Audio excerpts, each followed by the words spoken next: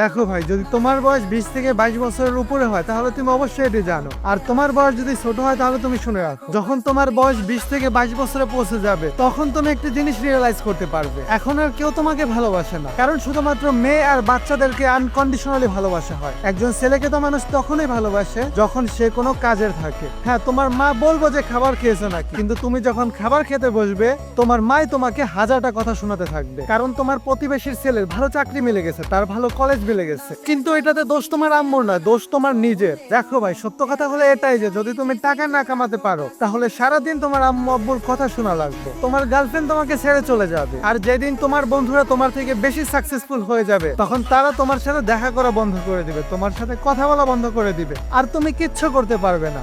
এর থেকে ভালো জেগে ওঠো, ছোট থেকে শুরু করো, ছোটই ভালো, তারপরও চেষ্টা তো করো, বাকিটা আল্লাহর উপরে ছেড়ে দাও।